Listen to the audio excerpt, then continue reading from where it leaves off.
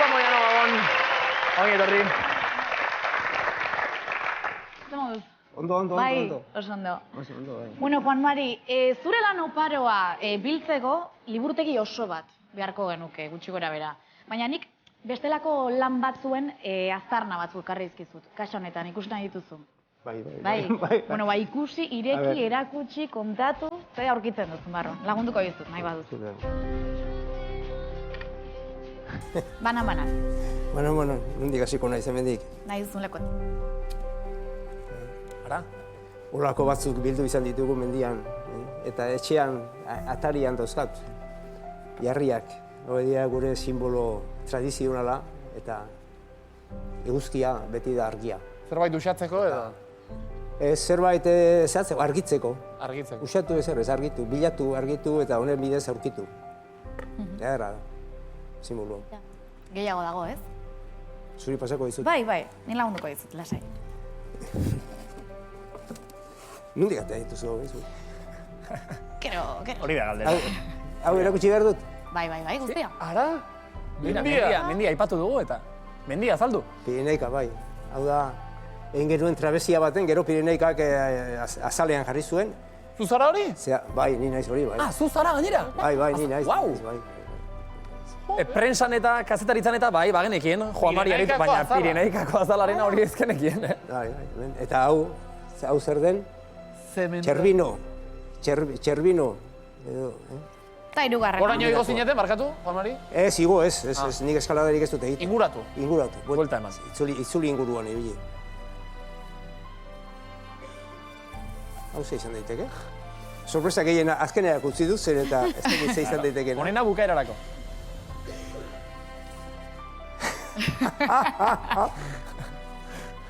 Irakurri zer dakar. Irakurri. Da posible.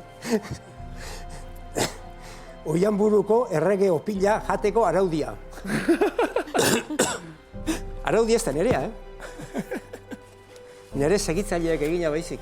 Nik gu badugu zea bat, Oianburuko da gure familia lagun bat. Familia laguna, eta, bueno, horietako zuek bat edo beste edo gehiago ezagutzen dituzue. Eta horiekin egiten ditugu, errege egunetako bezperako afaria. Egizun egiten dugu. Eta han opilarena, errege opilarena. Eta lehen beti nire tokatzen zaidan. Trampa egiten zidaten, eta beti nire tokatzen zaidan ordaintzea. Baba eta... Eta gainera? Urteetan egon naiz. Serio egiten zer, ordaindu gainera? Ordaindu, beharko. Urren urtekoa nire kontu. Eta gero ja serioago garri eta ja gehiago banatu zen. Eta ni mi biziarekin da ongi ez nengoenean, zea bati eman nion, hango gazte bati eman nion, zea. Arauak daude, ez? Eta arauak idazi zituen, segitzen genituen arauak, eta hemen daude 7 arau. Bai, Serio segitzen. Adibidez, batek zer dio, bat irakurri. A ber. Denda bizikoak, adibidez. Irakurriko dut nahi baduzu? Irakurri duzu. Iazko urtean oparitxo bat okatu zitzaionak erabakiko du zein izango den aurten opila moztuko duen pertsona eta zein puntatik hasiko den moztutzen. Banaketa ere ondo egiteko, ez da? Daude, arauak. Argi geratu da. Arauak. Ondo. Bai. Interesantia. Duintasunez, Hori da. Juan Mari. Eta hori Alex Udabek egiten du, arraunlaria, zeako, nola da, Hondarribiko arraunlaria, beraz txapeldunak. Da, bueno, Udabetarren familia da, zuek garikoiz eta ezagutzen dituzu. Bai, hori. Juan Mari, hasieran... Hau nire erentzien, barkatu, baina hau nire erentzien utzi dudana, ja. Bale. Beste batek egin dezala. Ondorengo entzako hori. Hori da. Bueno, programa hasieran galdetu dizugu ea zer zaren soziologoa, kazetaria, euskaltzaina. Bueno, objektu hauek, kaxa honetan sartu duten entzat, badakizu zer zaren? Zer? Erantzuna horre izango duzu, zure oroitzapenen kaxa.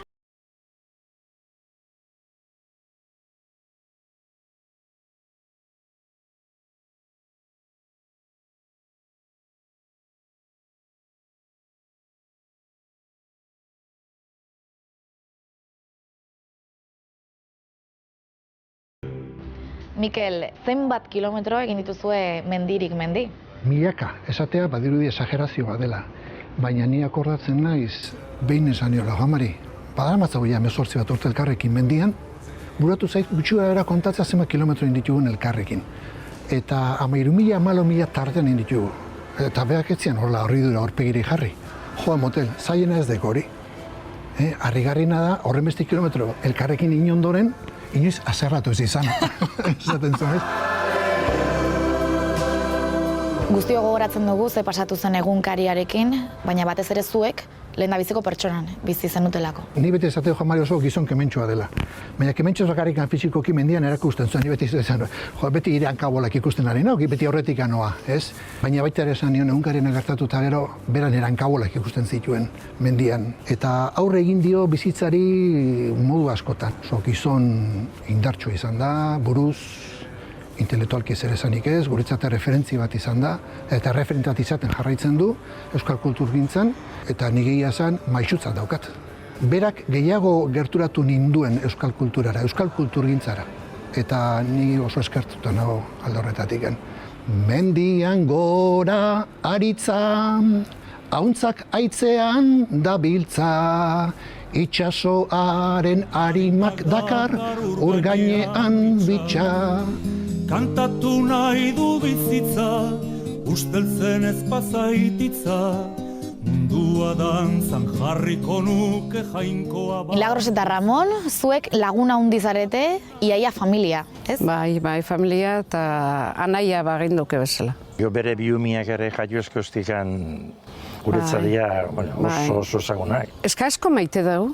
Momentu on asko pasatu dituzu elkarrekin, baina oso politak ez direnak ere bai. Egunkariako asuntuakin kasu hortan niri deitu zian emazteak, eta aurreneko gauza esan zian Juan Mari eraman dute.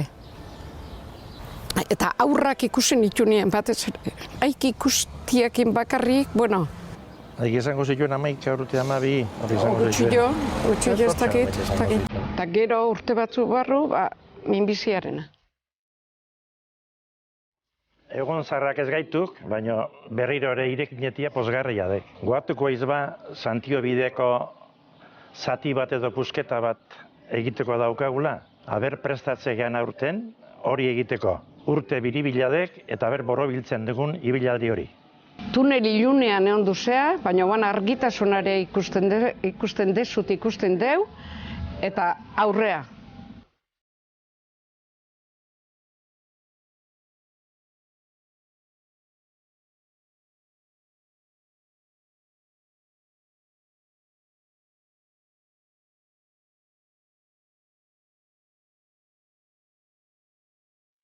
Aita beti ezagutu dugu eremu publikoan, baina aita bezala, pribatuan, Torregorrin etxean, nolakoa da?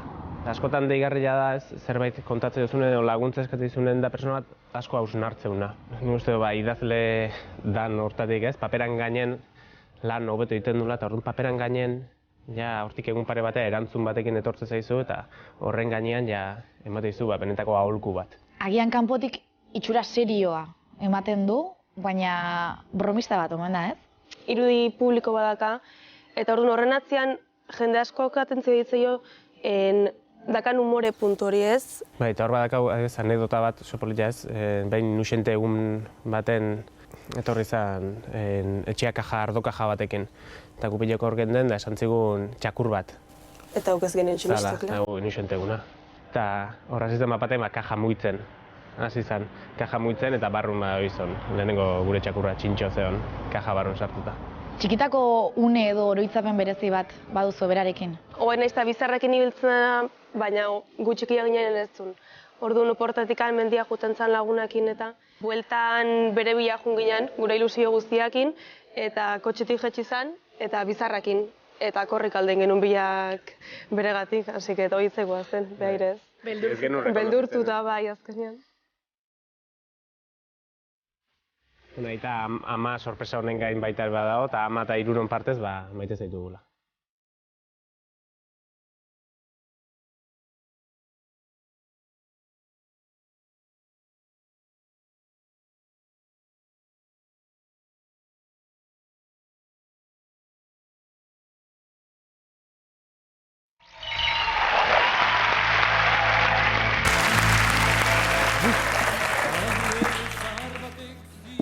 Erori naiz azkenean. Ez da erortzea, Da barrua erakustea. Ze gorde izan dituzuzuk ere, txarrak zuretzako lehen esan duzun bezala eta kopeta argitu, saiatu behintzat. Baina orain ze gustora askatzen diren horrelakoak, ez da? Eskerrak oieri. Oie egiten eri. Familiari eta familia handiagoari, bai.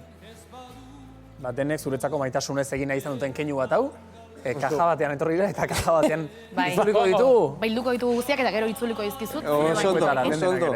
Oso polita. Asko posten gara. Izasko Moiano, eskerrik asko zuri ere, bai, eta